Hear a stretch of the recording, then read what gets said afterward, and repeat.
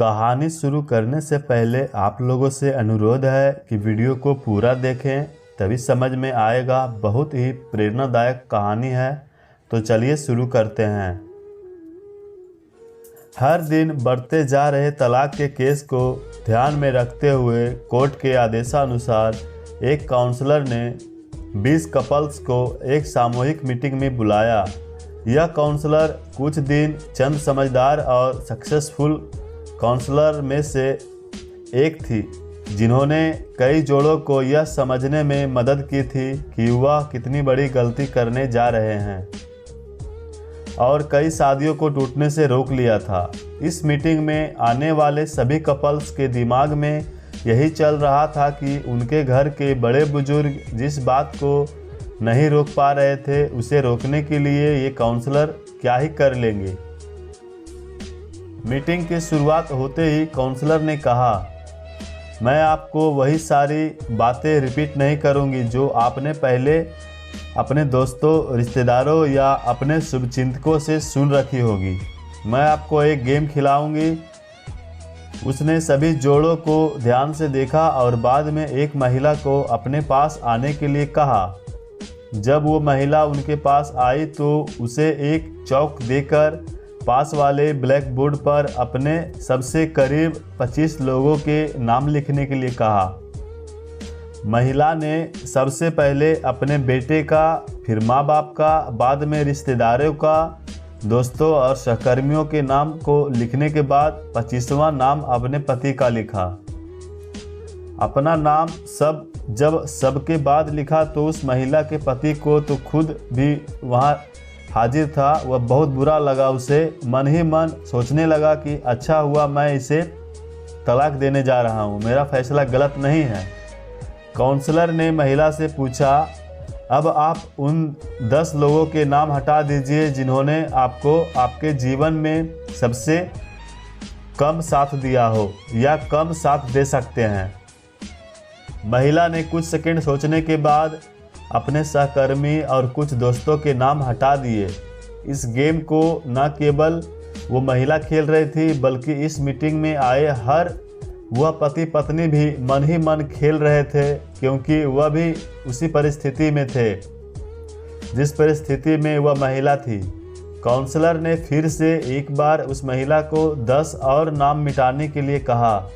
इस बार महिला काफ़ी सोच में पड़ गई।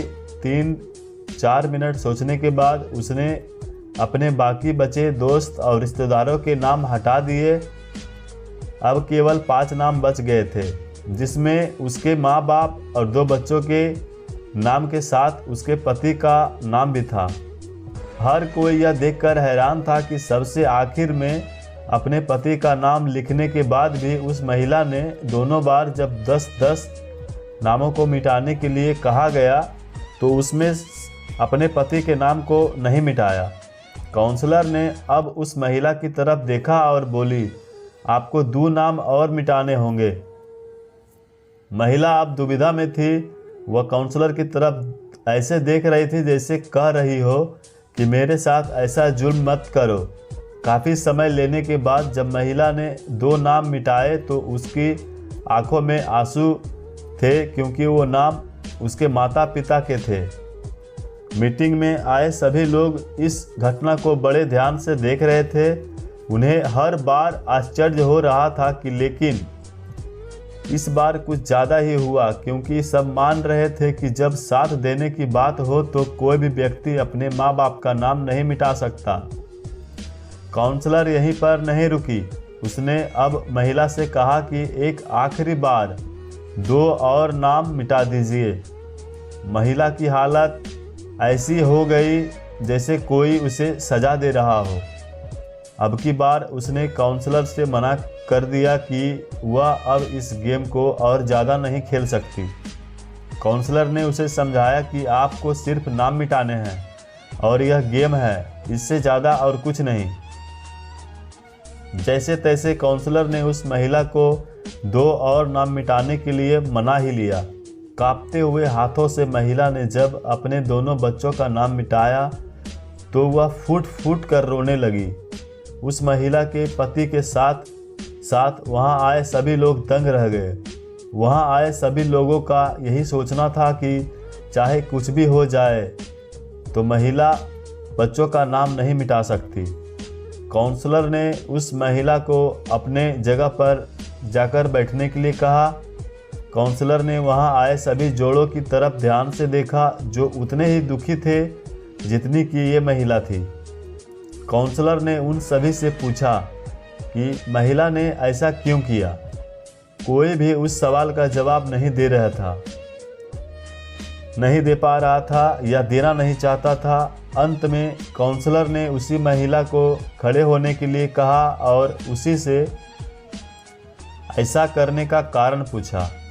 महिला बोली, चाहे अभी मेरे और मेरे पति के बीच में कुछ प्रॉब्लम चल रही है, लेकिन जब साथ देने की बारी आती थी तब वह हमेशा मेरे साथ खड़े रहते थे। मेरे माँ बाप बूढ़े हो चुके हैं और वह कितने दिनों मेरे साथ रहेंगे मैं नहीं जानती। मेरे बच्चे बड़े होने के बाद हमेशा मेरे साथ रहेंगे इसकी भी कोई गारंटी नहीं है, लेकिन हमारे बीच इतना कुछ होने के बाद भी मेरे पति ने मुझसे कहा है कि वह अलग होने के बाद भी जब भी ज़रूरत होगी तब तेरा साथ देंगे। महिला बोली, हम पता नहीं क्यों तलाक तक पहुंच गए।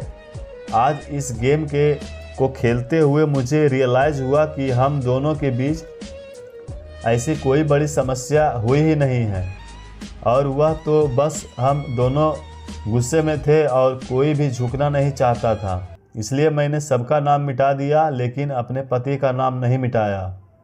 महिला की बातें सुन उसका पति भी खड़ा हो गया और अपनी पत्नी को गले लगा लिया और बोला, मुझे माफ़ कर दो, मैं भी तुम्हें कभी तलाक देना नहीं चाहता था।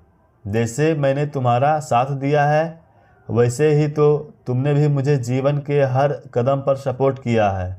मैं तुमसे फिर से एक वादा करता हूँ कि मरते दम तक तुम्हारा साथ दूंगा। काउंसलर ने अपना काम कर दिया था। उसने वहाँ पर आए हर एक जोड़े को यह सोचने के लिए मजबूर कर दिया था कि जो वह करने जा रहे हैं कहीं वह अपने झूठे अहंकार और गुस्से की वजह से तो नहीं है, कहीं वह अपने साथी के साथ कोई अन्याय तो नहीं कर रहे हैं। तो दोस्तों, इस कहानी से अगर कुछ भी सीख मिली होगी आप लोगों को तो वीडियो को एक लाइक कर दीजिएगा और चैनल पे नए हैं तो सब्सक्राइब कर दीजिएगा। कहानी सुनने के लिए धन्यवाद।